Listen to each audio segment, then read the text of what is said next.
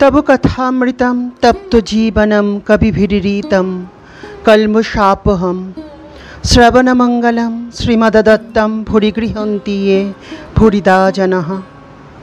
जय तो श्री रामकृष्ण। नमस्कार बंधुरा, आपनादेरके स्वागत आमार এই চ্যানেল आध्यात्मिक ब्लगे। যারা আমার চ্যানেলে নতুন বন্ধু সেই সব বন্ধুদের উদ্দেশ্যে রিকোয়েস্ট, যদি আপনাদের আমার এই চ্যানেলটি ভালো লেগে থাকে তো প্লিজ লাইক শেয়ার সাবস্ক্রাইব করার রিকোয়েস্ট রইল। শ্রীমকথিত মাস্টারমশাই নামে খ্যাত মহেন্দ্র গুপ্তের লেখা শ্রী শ্রী রামকৃষ্ণ কথামৃত থেকে আমি পাঠ করছি। বন্ধুরা, আজকে জেনে নেব ঠাকুর ব্রহ্ম সম্বন্ধে কি বলছেন। ঠাকুর বলছেন, ব্রহ্ম যে কি মুখে বলা যায় না, সব জিনিস উচ্ছিষ্ট হয়েছে। বেদ, পুরাণ, তন্ত্র, স্বর, দর্শন সব এঁটো হয়ে গেছে, মুখে পড়া হয়েছে, মুখে উচ্চারণ হয়েছে, তাই এঁটো হয়েছে। কিন্তু একটি জিনিস কেবল উচ্ছিষ্ট হয় নাই, সে জিনিসটি হলো ব্রহ্ম।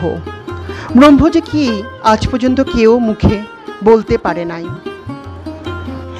এই কথাটি ঠাকুর বিদ্যাসাগর মহাশয়কে বলছেন। এরপর বিদ্যাসাগর মহাশয় বলছেন, বাহ, এটুতেও বেশ কথা, আজ একটি নতুন কথা শিখলাম। শ্রী রামকৃষ্ণদেব বলছেন, এক বাপের দুটি ছেলে ব্রহ্মবিদ্যা শিখবার জন্য ছেলে দুটিকে বাপ আচার্যের হাতে দিলেন। কয়েক বছর পরে তারা গুরুগৃহে থেকে ফিরে এলো, এসে বাপকে প্রণাম করলে। বাপের ইচ্ছা দেখেন এদের ব্রহ্মজ্ঞান কীরূপ হয়েছে। বড় ছেলেকে জিজ্ঞাসা করলেন, বাপ, তুমি তো সব পড়েছ, ব্রহ্ম কীরূপ বলো দেখি। বড় ছেলেটি বেদ থেকে নানা শ্লোক বলে বলে ব্রহ্মের স্বরূপ বোঝাতে লাগলো। বাপ চুপ করে রইলেন। যখন ছোট ছেলেকে জিজ্ঞাসা করলেন যে তুমি বলো ব্রহ্ম কি, ছোট ছেলে হেঁট মুখে চুপ করে রইল, মুখে কোনো কথা নাই তার। বাপ তখন প্রসন্ন হয়ে ছোট ছেলেকে বললেন, বাপু, তুমিই একটু বুঝেছ, ব্রহ্ম যে কি তা মুখে বলা যায় না। মানুষ মনে করে আমরা তাকে জেনে ফেলেছি। একটা পিঁপড়ে চিনির পাহাড়ে গেছিল, এক দানা খেয়ে পেট ভরে গেল তার, আর এক দানা মুখে করে বাসায় নিয়ে যেতে লাগলো। যাবার সময় ভাবছে এবার এসে পড়ে পাহাড়টি নিয়ে যাব। ক্ষুদ্র জীবেরা এইসব মনে করে, জানে না ব্রহ্ম বাক্য মনের অতীত। যে যতই বড় হোক না কেন তাকে কি জানবে। সুখ দেবাদি না হয় ডেও পিঁপড়ে, চিনির আটা 10টা দানা না হয় মুখেই করুক। তবে বেদে পুরাণে যা বলছে সে কীরকম বলা জানো। একজন সাগর দেখে এসে কেউ যদি জিজ্ঞাসা করে কেমন দেখলে, সে লোক মুখ হাঁ করে বলে, ও কি দেখলুম, কি হিল্লোর কল্লোর। ব্রহ্মের কথাও সেই রকম। বেদে আছে তিনি আনন্দ স্বরূপ, সচ্চিদানন্দ। সুখ দেবাদি এই ব্রহ্ম সাগর তটে দাঁড়িয়ে দর্শন স্পন্দন করেছিলেন। এক মতে আছে তাঁরা এ সাগরে নামেন নাই, এ সাগরে নামলে আর ফিরবার জো নাই।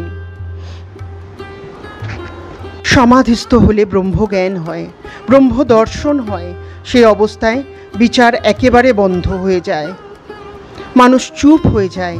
ব্রহ্ম কি মুখে বলবার জো থাকে না, কারণ ব্রহ্ম কোনো বস্তু নয়।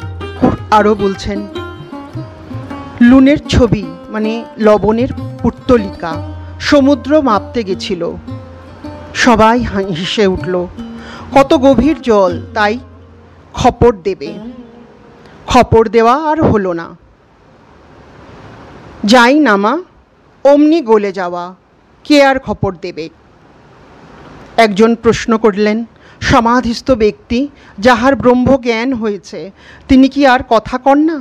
শ্রীরামকৃষ্ণ বিদ্যাসাগরাদির প্রতি বলছেন, শঙ্করাচার্য লোকশিক্ষার জন্য বিদ্যার আমি রেখেছিলেন। ব্রহ্মদর্শন হলে মানুষ চুপ হয়ে যায়।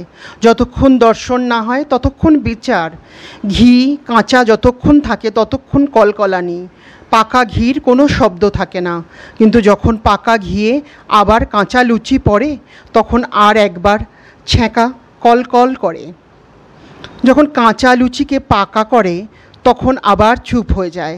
তেমনি সমাধিস্থ পুরুষ লোক শিক্ষা দিবার জন্য আবার নেমে আসে, আবার কথা কয়। যতক্ষণ মৌমাছি ফুলে না বসে ততক্ষণ ভন ভন করে, ফুলে বসে মধু পান করতে আরম্ভ করলে চুপ হয়ে যায়।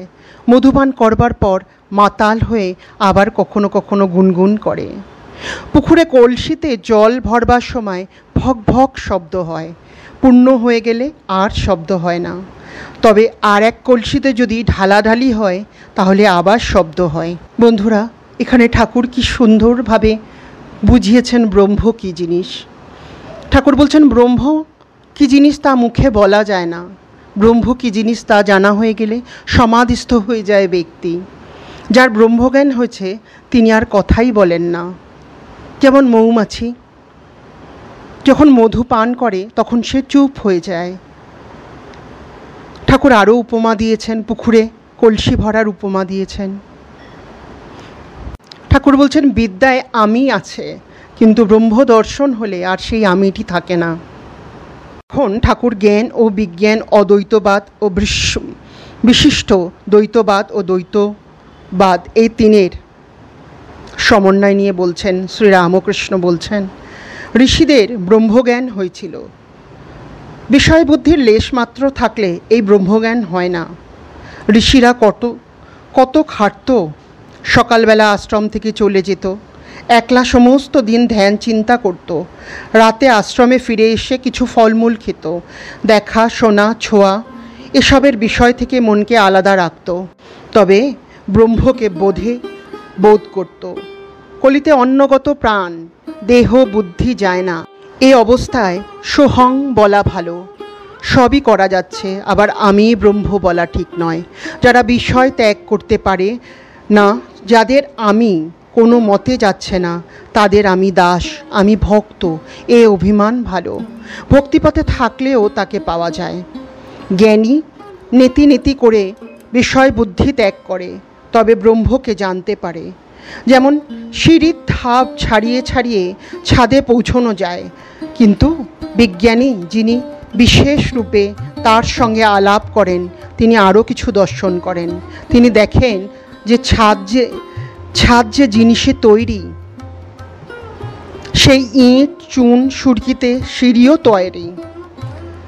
নেতি নেতি করে যাকে ব্রহ্ম বলে বোধ হয়েছে তিনি জীবজগৎ হয়েছেন। বিজ্ঞানী দেখে যিনি নির্গুণ তিনি সগুণ। ছাদে অনেকক্ষণ লোক থাকতে পারে না, আবার নেমে আসে। যারা সমাধিস্থ হয়ে ব্রহ্ম দর্শন করেছেন তারাও নেমে এসে দেখেন যে জীবজগৎ তিনিই হয়েছেন। সা রে গা মা পা ধা নিতে অনেকক্ষণ থাকা যায় না, আমি যায় না। তখন দেখে তিনিই জীবজগৎ সব। এরই নাম বিজ্ঞান। জ্ঞানীর পথ, জ্ঞান ভক্তির পথ, আবার ভক্তির পথ। জ্ঞান যেগো সত্যি, ভক্তিপথ সত্য, সব পথ দিয়ে তার কাছে যাওয়া যায়। তিনি যতক্ষণ আমি রেখে দেন ততক্ষণ ভক্তিপথই সোজা। বিজ্ঞানী দেখেন ব্রহ্ম অটল, নিষ্ক্রিয়, সুমেরুবৎ, ঈশ্বরেশ্বর্যপূর্ণ ভগবান। এই জীবজগৎ, মন, বুদ্ধি, ভক্তি, বৈরাগ্য, জ্ঞান এসব তারই ঐশ্বর্য।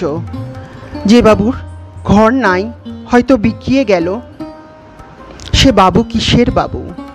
ঈশ্বর স্বরেশ্বর্যপূর্ণ। সে ব্যক্তির যদি ঐশ্বর্য না থাকতো তাহলে কে মানত?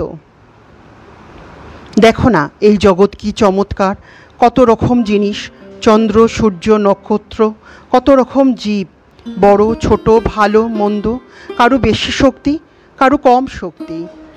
বিদ্যাসাগর তখন বলছেন তিনি কি কারুকে বেশি শক্তি কারুকে কম শক্তি দিয়েছেন? শ্রীরামকৃষ্ণ বলছেন তিনি বিভূরূপে সর্বভূতে আছেন, পিঁপড়েতে পর্যন্ত, কিন্তু শক্তি বিশেষ। তা না হলে একজন লোকে 10 জনকে হারিয়ে দেয়, আবার কেউ একজনের কাছ থেকে পালায়। আর তা না হলে তোমাকেই বা সবাই মানে কেন? তোমার কি শিং বেরিয়েছে দুটো? তোমার দয়া, তোমার বিদ্যা আছে অন্যের চেয়ে, তাই তোমাকে লোকে মানে, দেখতে আসে। তুমি এ কথা মানো নাকি? বিদ্যাসাগর মৃদুমিতু হাসিতেছেন। শ্রীরামকৃষ্ণ বললেন, শুধু পাণ্ডিত্যে কিছু নাই, তাকে পাবার উপায়, তাকে জানবার জন্য বই পড়া। একটি সাধুর পুঁথিতে কি আছে? একজন জিজ্ঞাসা করলে সাধু খুলে দেখালো, পাতায় পাতায় ওম রাম লেখা রয়েছে, আর কিছুই লেখা নাই। গীতার অর্থ কি? 10 বার বললে যা হয়। গীতা গীতা 10 বার বলতে গেলে ত্যাগী হয়ে যায়। গীতায় এই শিক্ষা, হে জীব, সব ত্যাগ করে ভগবানকে লাভ করবার চেষ্টা করো। সাধুই হোক সংসারই হোক, মন থেকে সব আসক্তি ত্যাগ করতে হয়। চৈতন্যদেব যখন দক্ষিণে তীর্থ ভ্রমণ করছিলেন, দেখলেন একজন গীতা পড়ছে আর একজন একটু দূরে বসে শুনছে আর কাঁদছে, কেঁদে চোখ ভেসে যাচ্ছে। চৈতন্যদেব জিজ্ঞাসা করলেন, তুমি এই সব বুঝতে পারছো? সে বললে, ঠাকুর, আমি শ্লোক এসব কিছু বুঝতে পারছি না। তিনি জিজ্ঞাসা করলেন, তবে কেন কাঁদছো? ভক্তটি বললে, আমি দেখছি অর্জুনের রথ, আর তার সামনে ঠাকুর আর অর্জুন কথা করছেন, তাই দেখে আমি কাঁদছি। বন্ধুরা, ঠাকুরের কি অপূর্ব উপমা! ঠাকুর শ্রী শ্রী রামকৃষ্ণ পরমহংসদেবের চরণে শত কোটি কোটি প্রণাম জানিয়ে সবার মঙ্গল কামনা করছি। আজকে এই পর্যন্তই শ্রী শ্রী রামকৃষ্ণ কথামৃত। আপনাদের যদি আমার এই চ্যানেলটি ভালো লেগে থাকে তো প্লিজ লাইক, শেয়ার, সাবস্ক্রাইব করার রিকোয়েস্ট রইল। নমস্কার।